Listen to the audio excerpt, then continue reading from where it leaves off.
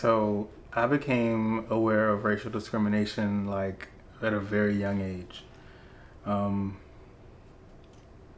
so I remember my grandfather and my uncles and my dad at times would have these conversations with me, mostly about history, but even more so about like the way things are now and how like things are a lot better now, but it's not nearly where it should be. And I don't know if it was the wisest thing, but my uncles took me to see Malcolm X in the theaters. And it was a big movie. Denzel was playing Malcolm X, and I was just like, I had no idea what's happening, but being able to watch the events that happened in that movie, I mean, I might have been too young to see it, but it was real. And I was in middle school. I remember going to middle school like the next day, and a lot of other kids, a lot of black kids saw that movie over the weekend. So we all came into middle school like pissed off. Like, yo, if I see some... Like, it was really, really bad when you're like a preteen and you don't really know how to, navigate your emotions. But yeah, I was really, really young. So I was relatively aware of racial discrimination around that age. Yeah, I was young around that time as well. A lot of little things happened. I remember playing with a little girl who was white. And one of the black girls came up to me and was like, "Why are you playing with her?" And I'm like, she's having fun. And like, yeah, but she's not like us. You need to play with us, And I'm like, I don't get it. I don't understand. And then it would just be little things. My parents were young when they had us.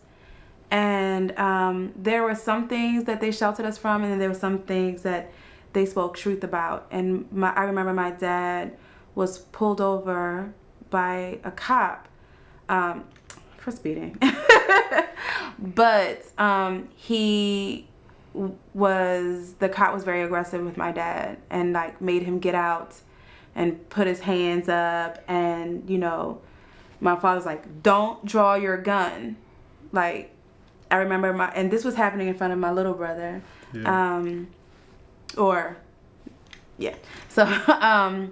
and my father had to tell them, "Don't draw your gun. I'm not reaching for a gun, I'm reaching for my wallet." And I just remember all of these little things, like, why would my father have to say that? That's not how things are supposed to go. And so it was always a conversation.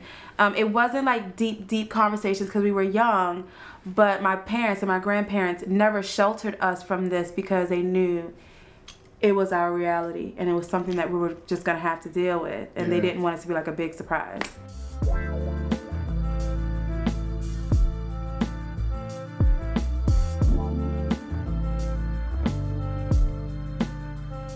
I remember when we were, I think, engaged, and we were just talking about what our marriage is going to look like, and trying to make sure that we were on the same page as far as how are we going to raise our kids.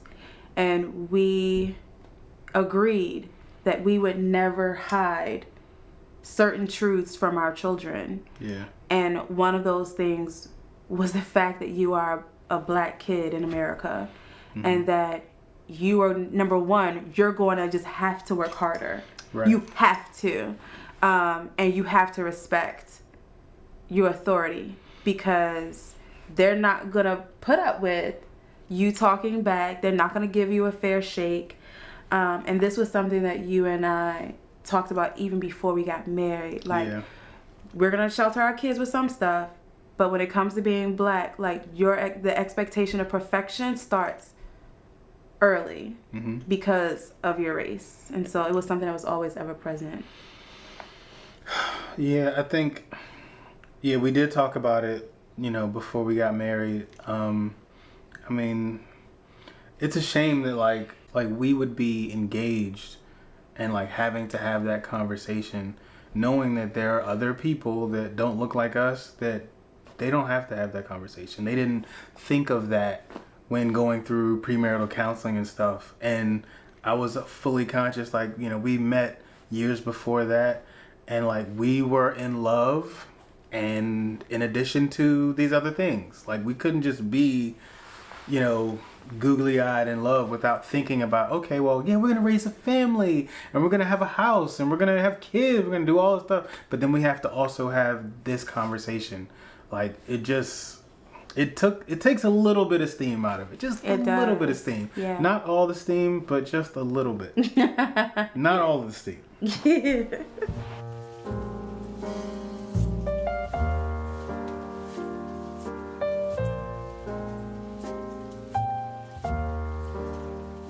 We've had a lot of conversations, actually. I remember the biggest catalyst was in 2015 when all of the craziness started happening in Baltimore. We realized that we had to now have the real conversation.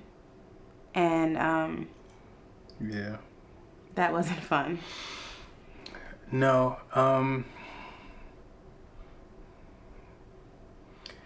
It's probably one of the most heartbreaking things to talk to my 8-year-old son.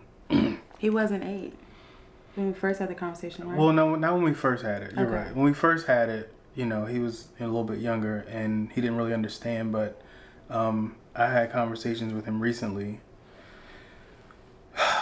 You know, with all the George Floyd stuff going on, like, you know, people are shutting streets down, and you know, COVID's still out there, so different places that we would want to go and things that we would want to do, I had to tell him, hey, we can't do that because of protesting and all that. And he's like, what's protesting? What are they protesting about? And so then we got into the conversation about that. And, you know, it is very, very hard experience to watch the innocence leave out of your child while you're telling them the reality of something. No emotion behind it, no feeding anything behind it. Like, these are the facts. This happened, and this happened. And I told him about Tamir Rice. And just, this is what happened.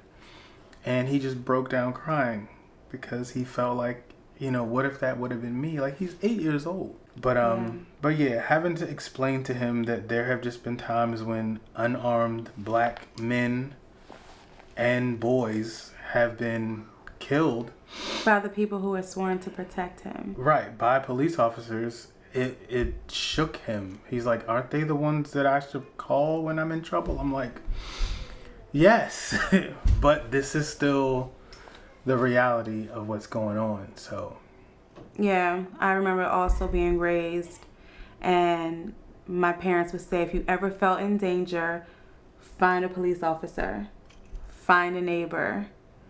And I can't tell my son or my daughter that they still have to be a little wary, unfortunately, because we don't know who has their best interests at heart just because of their skin color.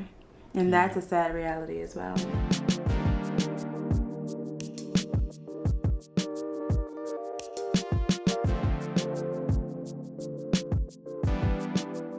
I don't think we've shied away from having conversations with people. No. At all. We never do. I mean, we are very vocal on Facebook about how we feel, and we're vocal with our friends, our coworkers, our people at our church, people in, like, whoever. Like, the reality is the reality, and like the things that she's been through, things that I've been through, like, I've been through them. You can't take those experiences away, so they are what they are. I think for me, the community that we have has become this social network situation. So the majority of the conversation happens online, and you hear a lot of people who have opinions, and some people are like, oh, I didn't know it was this bad. And I'm like, it frustrates me that there are people that don't know, but then at the same time, like we talked about before, we were brought up in the knowledge. Like, people told us when we were young, and so I can't necessarily fault the person who wasn't told the information, but it's like, well, now you know, so what are you going to do with that information? And so we're very quick to hold people accountable. And look, we know we're going to be disagreed with. We know we're going to disagree with people. I'm fine with that. Like, we can still live in this particular place where we can both still coexist, but at the same time, people should not be ignorant to the things that are happening and that they're still happening to this day. Hate is just there and it's taught. A lot of times people are being raised in it and they don't want to admit it. That I've had people that I've known over the years that'll say like, yeah, I remember being young, sitting at the dinner table and my father said something or my grandfather said something, and they had black friends at school or whatever. They just thought that was so weird. Saying racist stuff At the dinner table. And yet somehow you get older and you don't know why you feel that way. It's like, yo, it's been given to you. Yeah, and we've never shied from having those kind of real conversations with those that want to engage in those kind of conversations. A lot of people are like, I don't want to talk about it because you just won't understand. And I'm like, well, if you don't talk about it, then how can you hold people accountable?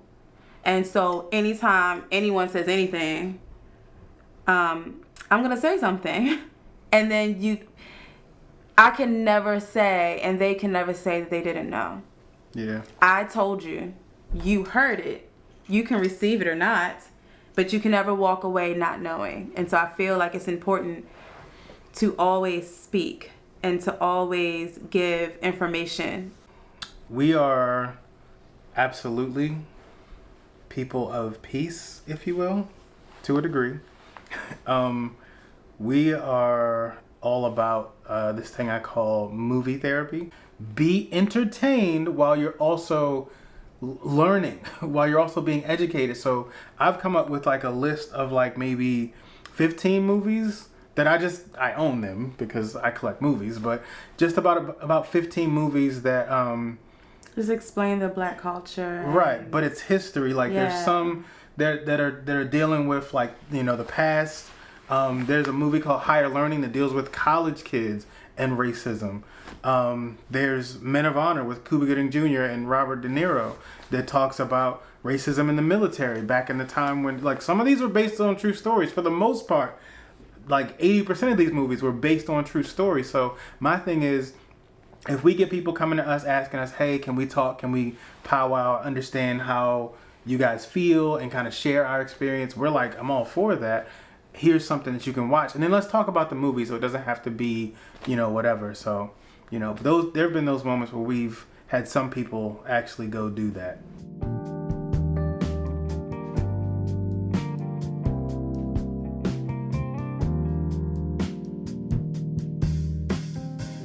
It's affected our marriage because there's a little bit more fear every single time one of us leaves the house. Right. You just never know the state of mind with a cop or even a neighbor. If you look at them a certain way, if you're in a bad mood, anything like that, it could cost you your life. I remember a time where, so we implemented that every time Brandon goes to work, he calls me. Whether I answer the phone or not, you need to leave a message to let me know that you've made it to work safely. If you go to lunch, you need to call me to let me know that you've gone back into the building safely. When you're on your way home from work, you need to call me to let me know that you're in the car. Mm-hmm. And literally, I'm timing you to come home. And it's a fear that has never been in our marriage before. No. Not like that. And there was a time where Brandon forgot to call me.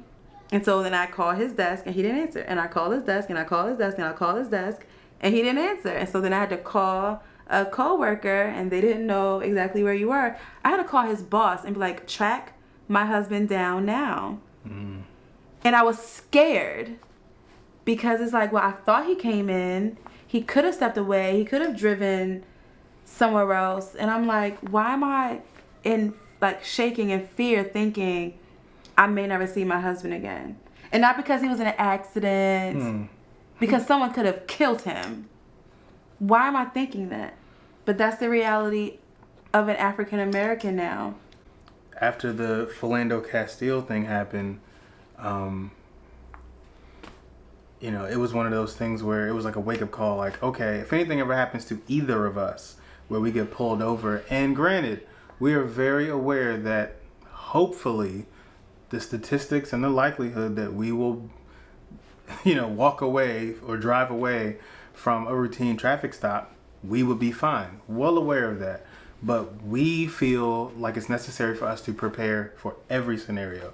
So we don't keep nothing in the glove box no more. Like, some of y'all, it's okay. Y'all like putting stuff in the glove box. I'm like, absolutely not. Not just me, but my wife as well. Like, I went to Walmart, and as much as people don't listen to CDs no more, I got me the little CD visor for the little CD organizer for the visor right above your head, so that, if any of us ever get pulled over, I want to know that, I know my wife's hands, or my hands will be attended to, and that if we need to get out our proof of insurance and our ID or whatever, all that stuff is in the visor right above us. Yeah. Just so that we're not reaching in a glove compartment for nothing.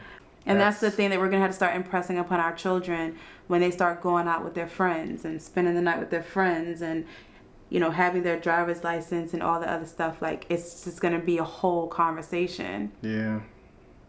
And that's crazy, because you shouldn't be scared of your neighbors. You shouldn't be scared of police officers. And yet I'm like, if you see a police officer, just don't make eye contact. And like, why are we telling our children this? Why do we have to? It's the world we live in. So then who does my child go to? And so it's definitely affected our marriage, because I've never been a fearful person. Mm-hmm. And now I just want my husband to come home. I just want to be able to come home. I want my kids to not have to think these scary thoughts. And yet I have to teach them these things just because they're black.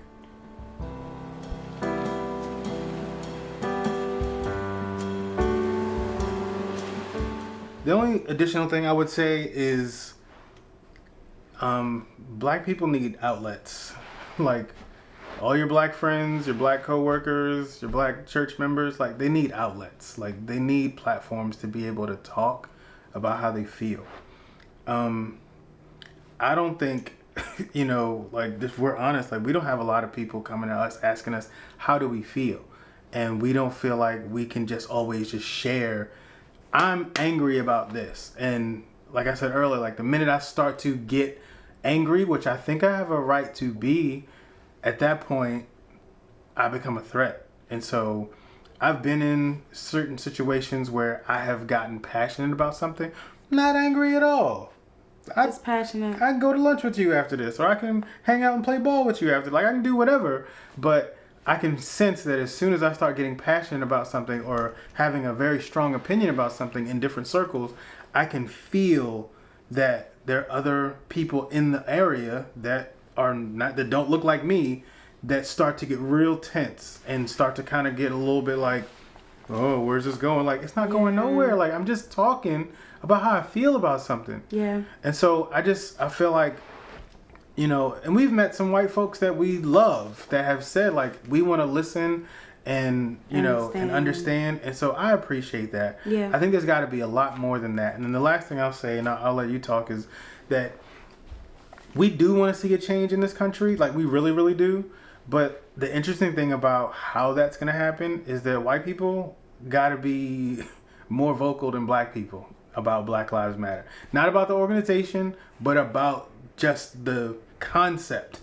If everybody's like, yeah, Black lives do matter, but you're not standing in front of me as a white person saying it in protest or saying it to the powers that be, then for the next however many years, it's just going to be us yelling and screaming. It's like, oh, those angry people out there. And the narrative is just going to keep going and going and going. It's a blessing to see some of the protests that have been happening, where there seem to sometimes in certain cities be more white people than black people in the streets, holding up signs and wanting to see equality, wanting to see justice served. That when somebody's life is taken, that they actually pay for that. Yeah. Like, it's good to see that there are white people in those crowds doing that. And so not just in the protests, but in your daily life, like in your church, at your job, in your neighborhood.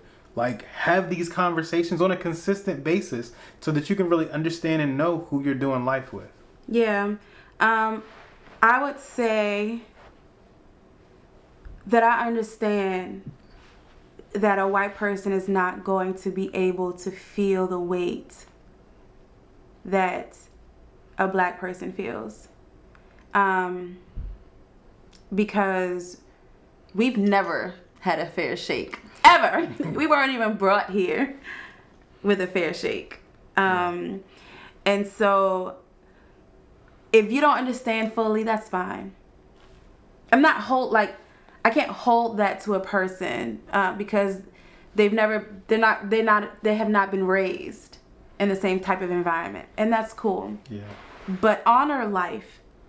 Yeah. Open your eyes and see there are people dying in the streets, and the only thing that's happening is that people are recording death, and they're not holding anyone responsible for the death and murder of these people. Innocent or not, no one deserves to die in the streets. And so if you don't want to say that you completely understand or whatever the case may be, that's fine. Hold people accountable to death. You killed someone in the street, and so you deserve to be punished for that.